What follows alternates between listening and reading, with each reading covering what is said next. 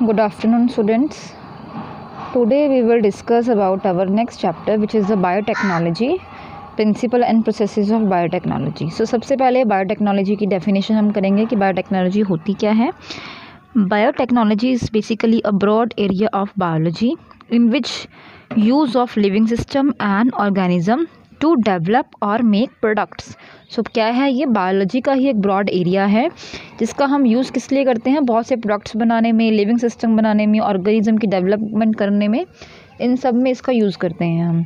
Depending upon the tools and applications it often overlap with related scientific fields. इसकी जितने भी tools हैं, इसकी एप्लीकेशंस के यूज़ की वजह से जितनी भी और भी साइंटिफिक फील्ड्स हैं उसको इसने ओवरलैप कर लिया है बायोटेक्नोलॉजी ने. बहुत ही इसके वास्ट जो है एक्सपीरियंसेस हैं, बहुत ही अच्छे इसके यूजेस हमें मिलते हैं. ये एक्सपेंडेड है. It expanded to include new and diverse sciences, for example genomics, recombinant gene technology, development of immunology, development of pharmaceuticals, diagnostic tests. तो इन सब में बायोटेक्नोलॉजी का जो है वो यूज़ होता है.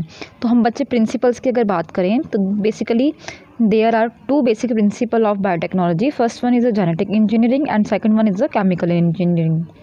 जेनेटिक इंजीनियरिंग में क्या होता है, एक ऐसी टेक्निक है which alter the chemistry of a genetic material. Genetic material means DNA and RNA to introduce these into another organism and change the phenotype of the host organism. अगर हमने किसी होस्ट ऑर्गेनिज्म के genotype को change करना है तो उसमें मतलब इन शॉर्ट अगर हम बात करें तो एक ऑर्गेनिज्म से डीएनए जो है अल्टर करके दूसरे के अंदर डाला जाता है, चेंज किया जाता है डीएनए. या फिर हम अगर बात करें जो हम डीएनए की चेक करते हैं ना, डीएनए फिंगरप्रिंटिंग वगैरह करते हैं, तो इसी टेक्निक से करते हैं. फिर आता है केमिकल इंजीनियरिंग.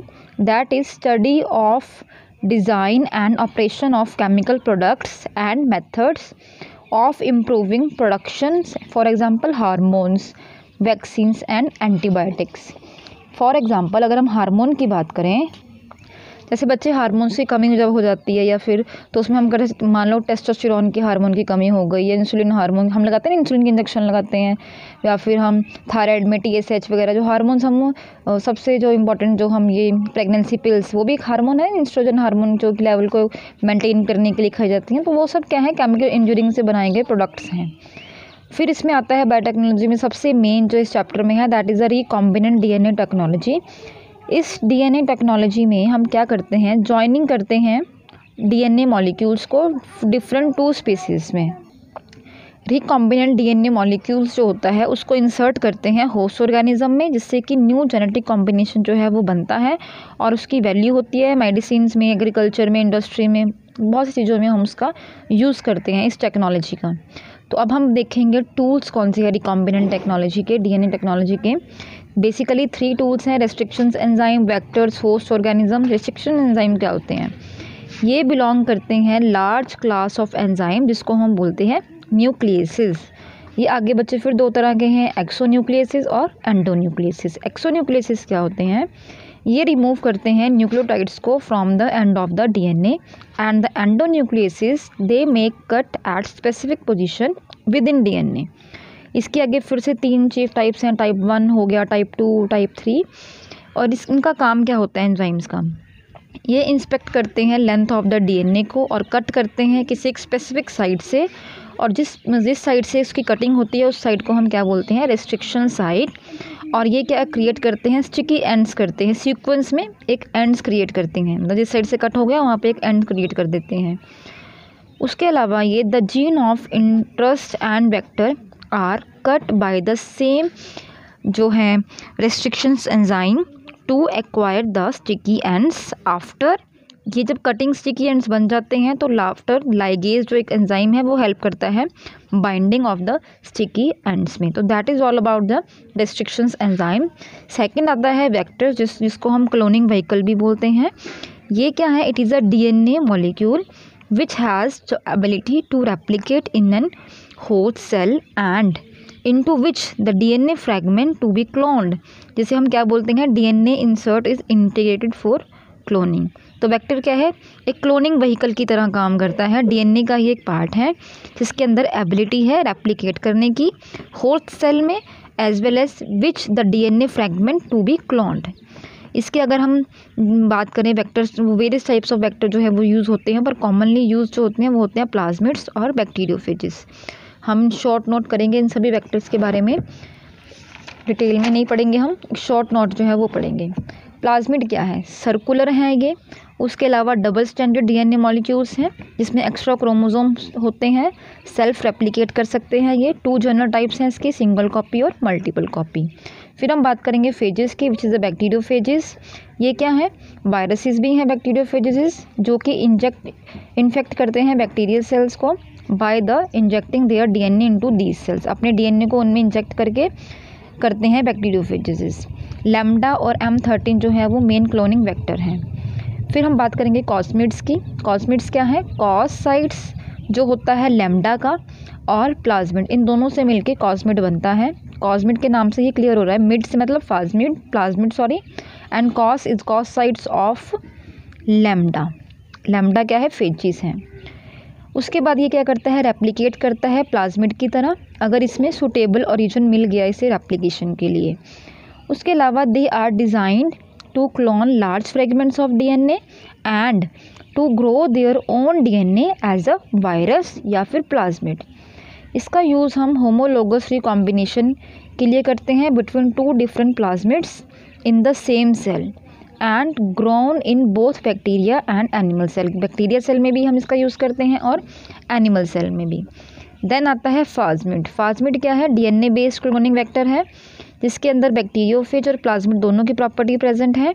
इसका हम यूज़ मॉलिक्यूलर बायोलॉजी टेक्निक में करते हैं, जिसे उस टेक्निक का क्या नाम है? Phase display.